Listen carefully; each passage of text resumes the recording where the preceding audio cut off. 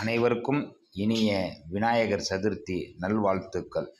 எல்லா வளமும் எல்லா நலமும் அனைவரும் பெருக வேண்டும் என்று இந்த நன்னாளில் எல்லாம் வல்ல விநாயகர் அவர்களை வணங்கி வேண்டுகிறேன். தமிழகத்தில் உலகத்தில் அனைத்து உயிரினங்களும் வளமோடு நலமோடு வாழ வேண்டும்.